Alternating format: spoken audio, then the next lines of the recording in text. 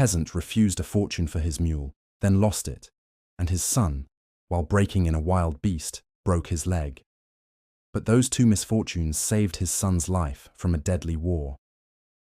This is proof that absolutely everything has a purpose, and that what seems like a curse can eventually turn into a blessing. Many years ago, in a fertile valley surrounded by mountains and crystal-clear rivers, there was a small peasant hamlet. There, near that village, on his farm, lived Mr. Samuel, a humble man about 45 years old, with a face marked by the sun and hands hardened by the earth. Mr. Samuel was not rich. He barely had enough so that there was always food on his table. But unlike many in the village, he always had a serene smile, as if nothing worried him too much. People said he was poor, but he himself felt blessed. His family was small. His only son, Noah, a strong young man full of dreams, and a very special animal that had become part of the family, a black mule with an imposing body and a lively gaze, whom they called Shadow. Shadow was no ordinary animal. In his dark gaze, there was a different shine, as if he carried wisdom in his eyes. His black coat glistened under the sun, and his majestic bearing made him, even unintentionally, steal the attention of anyone who saw him pass. He was strong as the earth itself, tireless on the longest working days, yet noble and docile with those who treated him with respect. But what was most astonishing was not just his strength, but his intelligence. There was something about Shadow that made him different. He seemed to understand Mr. Samuel and Noah's words even before hearing them. With a simple gesture of the hand, with a firm gaze, the animal obeyed as if a secret language existed between them that no one else could decipher. Noah had grown up by his side since he was a child. He had learned to ride on his back, and often on quiet afternoons he would lie against his coat, quietly telling him his dreams, as if Shadow could keep them in silence. For this reason, for father and son, Shadow was not just a work animal, he was a companion and a member of the family. For that family, Shadow was priceless. It wasn't about money, work, or convenience. Shadow represented unity, effort, and gratitude. He was a living reminder that true wealth is not always measured in coins, but in the companionship that sustains the soul when life becomes heavy. In time, the fame of the mule spread throughout the region, until one day, a wealthy landowner from another region, who had heard of Shadow's reputation, arrived in the village. He came mounted on a fine horse and dressed in elegant clothes that contrasted with the simplicity of the hamlet's peasants. The villagers' murmur soon filled the air. Everyone knew that the visit of a man with so much money was no coincidence. The landowner had come with only one purpose: to see the mule everyone was talking about with his own eyes and to buy him. As soon as he dismounted, he asked a peasant where the animal's owner lived. The man, pointing toward the small village square, replied, "A couple of minutes ago, I saw Mr. Samuel there with the mule. You'll surely still find him." Without wasting time, the wealthy landowner headed to the square, and there were Mr. Samuel and Shadow.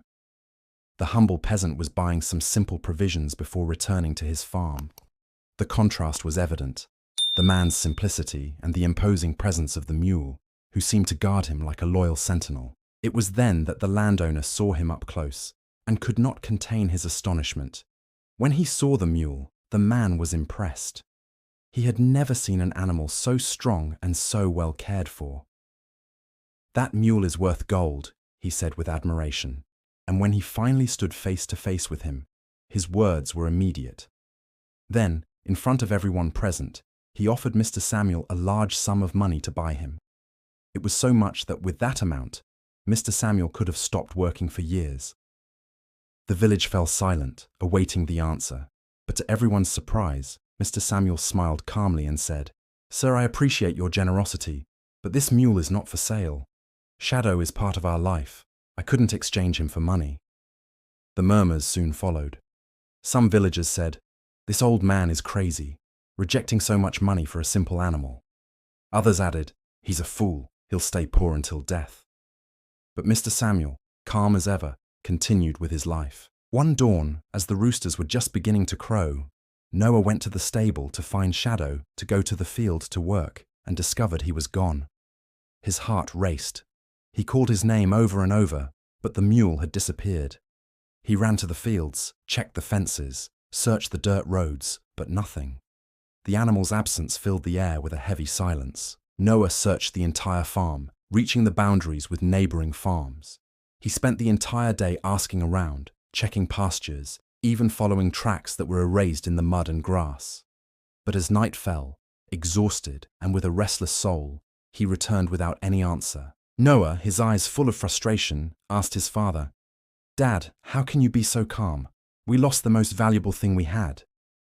Mr. Samuel, with a serene voice, replied, "Son, don't rush your heart. Don't say it's good or bad so quickly. Time will show what this loss means." Noah, in silence, did not understand. The next morning, still with hope alight, father and son went to the village, trusting that someone had seen the black mule. They asked in the square, in the store, on the dusty streets, but the answer was always the same. No one had seen him. And then the news began to spread like wildfire among the people of the village. When the news spread through the town, the hurtful comments were not long in coming. "See, that's what happens for not selling him. Now he's lost everything. He was probably stolen. What a misfortune." Noah lowered his gaze, his eyes moist with impotence. The pain of having lost the animal burned in his chest. But Mr. Samuel, instead of getting angry or responding with rage, remained silent for a few seconds. Then, with a firm yet serene voice, he spoke in front of everyone. "If God has allowed this to happen, it is because there is a purpose we do not yet understand. Don't rush your judgment. What seems like a misfortune today may reveal itself as a blessing tomorrow. Who are we to know more than the Creator?" The words of the simple man surprised several people. Some remained silent, others twisted their faces and looked at him with mockery. But on Mr. Samuel's face, there was no trace of doubt or fear. While the laughter of the town sought to drive thorns into his heart, he remained serene like a tree that does not break even when the wind blows furiously. "You're a fool, Samuel. You lost the only thing of value in your life, and you still talk about purposes. All you have is misfortune, and nothing more. Look at him. It seems misery has driven him mad, and his son is sad. You should have sold your mule to the rich man who wanted to buy him a few days ago. Now you have neither beast nor money." The voices rose with condescension, as if every word carried the intention of humiliating him and making him feel small. And yet, Mr. Samuel did not allow himself to be swept away by the tide of contempt. His calmness was a powerful silence that shouted louder than the taunts, a reminder that true faith does not depend on what one possesses, but on the strength of the soul. "Life does not always show us its truth at the moment, my friends," he continued, placing a hand on Noah's shoulder. "One day we think we have lost everything, and the next we understand that what we called a loss was actually a gift in disguise. Don't look at life only by what your eyes can see today.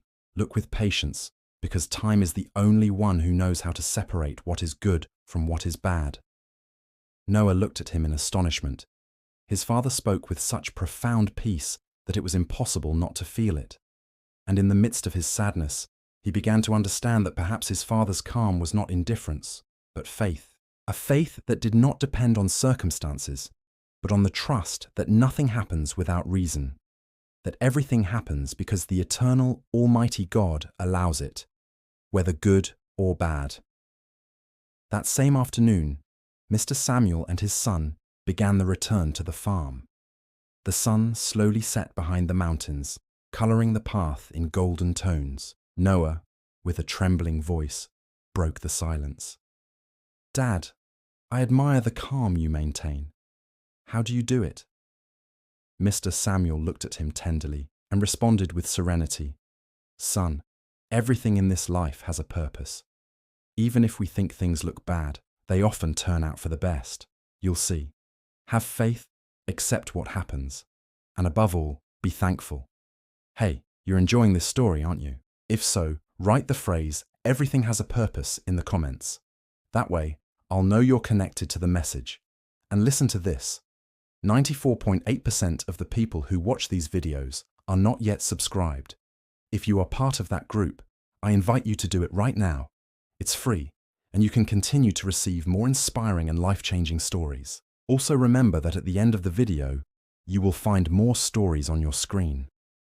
Several days of uncertainty passed until one morning at dawn, as the sun tinged the mountains with gold, Noah saw an incredible sight. Shadow was running back, and behind him came other wild mules. The young man ran, excited. "Dad, look! Shadow came back, and not only did he come back, he brought us more animals." Hours later, the people of the village heard the news. The whole village went to Mr. Samuel's farm to see the spectacle. The same people who had previously criticized Mr. Samuel now said, "What luck this man has! He is blessed, his poverty will end." But Mr. Samuel, without pride or excessive emotion, only said, "Perhaps the mule went in search of his herd and now has returned with them. Let's not call what we don't yet understand fortune." Noah was filled with an overflowing joy because of the mule's return. He hugged him by the neck and stroked his mane as if reunited with a lost brother. The other mules stayed at a distance because they were wild, but they did not move away from the farm. The young man smiled with hope, convinced that this was a sign from heaven. However, looking askance at his father, he noticed that Mr. Samuel remained serene, not letting emotion dominate him. For Noah, it was the return of joy. For Mr. Samuel, it was perhaps a new test. The next day, Noah woke up with a heart overflowing with illusion. As soon as the first light of dawn bathed the fields, he ran to the pasture where Shadow grazed, accompanied by the new mules. From the fence, he watched them with eyes full of hope, convinced that those animals could bring a new future for the farm. But when he tried to approach, the mules moved away with distrust. They snorted, stomped the ground with their hooves, and looked with suspicion at his every move. They accepted neither his voice nor his presence. It was as if they raised an invisible wall between them and the boy. Noah felt a blow of frustration, but seeing Shadow calm, grazing without being altered, he understood that trust is not earned overnight. "If my father trusts that everything has a purpose, I must too," he told himself firmly. And at that moment, he made a decision. He would dedicate his time and strength to taming that distrust, to turning those skittish mules into work companions and part of his home. It was thus that the determination was born in him to begin to domesticate them, even if it cost him hours, days, and even months of patience. Noah began to train and domesticate the new mules. He spent entire hours in the pasture, approaching patiently, speaking to them in a soft voice, observing every reaction to learn to earn their trust. Days turned into weeks, and weeks into months of arduous effort under the sun and the rain. Many times he ended up exhausted, with wounded hands and a weary body, but his spirit never broke. Little by little, those animals that initially looked at him with suspicion began to accept his presence, recognizing in him not a stranger, but a companion worthy of respect. But one day, while trying to tame the wildest one, the animal threw him violently. Noah fell to the ground, and his leg broke. The pain was unbearable, and as if misfortune attracted venomous tongues, some of the villagers who were passing by Mr. Samuel's farm saw the situation. They were the same people who had laughed at him a while ago when he lost his mule, and they began to murmur cruelly again. "See, those mules brought misfortune. Now his son is injured." Noah gritted his teeth, thick tears sliding down his face. "Father, don't tell me now that this isn't bad. Look what happened to me," he said between sobs. Mr. Samuel came to his side in silence, knelt on the ground, and held his leg firmly. His gaze did not tremble. With a low voice that seemed to shelter the pain, he replied, "Son, don't say it's bad yet. Time has mysterious ways of showing us its truth." At that very moment, the criticisms began, like arrows launched against Mr. Samuel's heart. "And now what, Samuel? Where is that purpose you talked about so much when you lost the mule? Look at you, your son on the ground, broken. What kind of blessing is this?" Mr. Samuel looked at them without getting upset, with the serenity of one who does not need to defend himself against the noise of the world. His voice was firm, but filled with peace. The purpose is not always understood in the moment, nor does pain mean the absence of God. Don't call what has not yet finished showing itself a misfortune. Time will reveal if this is loss or if it is a lesson. Mr. Samuel did not argue with anyone. He tore a strip of burlap, improvised a splint with 2 straight branches, and while Noah gasped, he immobilized his leg carefully and whispered, "Don't curse the pain. Sometimes it is a demanding teacher. If God allowed it, He will also give us the strength to get through it." Noah looked at him with eyes burning with anguish. "And what if I can't work again, Father?" "Of course you will work again, son. Sometimes God stops us to teach us to walk in a different way. You don't understand today, but don't rush your judgment. Be thankful for life even when it hurts. The rest, leave it in the hands of the Almighty." The wind combed the pasture like an ancient hand. The mules watched in silence from afar. And in the midst of the pain, Mr. Samuel's voice hung in the air like a promise that needed no proof. The truth of this day was not yet complete. Just 2 weeks after Noah's incident, the country went to war. The government began to draft all the young men in the country to take them to the battlefront. No one could escape. When the soldiers arrived at the village, they went farm by farm recruiting young men. When they arrived at Mr. Samuel's house, they saw Noah with the broken leg. They could not take him away. Meanwhile, many of the other young men were torn from their homes, and sadly, most would never return. Families wept inconsolably. The air of the village was filled with lamentations, like a river of pain that could not find its course. Mothers embraced their sons' empty clothes. Fathers stared at the horizon with extinguished eyes, unable to accept the absence. The sound of sobs mixed with the silence of the empty houses that seemed to scream the absence of those who would never return. Those who had once mocked Mr. Samuel now looked at him with different eyes. The same army that tore their children from their arms could not take Noah because his broken leg kept him at home. And it was then that they understood what they had previously scorned. The trial of Mr. Samuel and his son, which seemed like a misfortune, had actually been for the good. Among lamentations, they said with broken voices, "We pointed at him, we laughed at his misfortune, but look now, his son lives while ours left, and we don't know if they will return." His words were true. Everything that happens is allowed by the Creator, even if at the moment it seems unfair. The silence that followed was not of mockery, but of respect. Many understood that the faith of that humble peasant had seen further than their hasty judgments, and that what seemed like a loss was actually protection. Mr. Samuel, with tranquil eyes and a firm voice, looked at Noah and said, "Do you see, son? What seemed like a misfortune in the end became salvation. Losing Shadow was hard, but he came back with more. Breaking your leg hurt, but it freed you from the war. That's life. We never know what each thing really means until time reveals it." Noah, with accumulated tears in his eyes, responded with a lump in his throat. "Father, now I understand. I complained the day the mule I was breaking in threw me to the ground and I broke my leg. I thought everything was over for me. But if it hadn't been for that pain, I wouldn't be here with you today. My friends were taken, and many won't return." Mr. Samuel rested a hand on his son's shoulder and continued with tenderness, but with a strength that penetrated the soul. "Son, that's why I told you not to call what hasn't finished showing itself bad. The Creator writes with lines that we don't understand at first. He sees further than our eyes and knows more than our heart can bear. Everything He allows with a purpose." Noah lowered his head, moved, and said in a low voice, "Forgive me, Father. I doubted your words, I doubted your faith, but now I see that you were right. God never abandoned us. He was just guiding us along a path that I didn't understand." Mr. Samuel hugged him tightly and with contained tears whispered in his son's ear, "Never forget this, Noah. Life is not measured by what we have or what we lose, but by the trust we place in the Creator. What hurts today may save you tomorrow. What seems like a blessing today may test you tomorrow. That's why you should be thankful at all times, because everything has a purpose." At that moment, the silence of the field became solemn.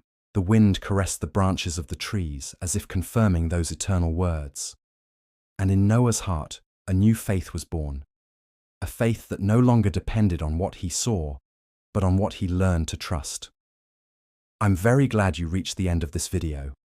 If this story left you with a lesson, subscribe so you don't miss more life-changing stories. Thank you. See you in the next one.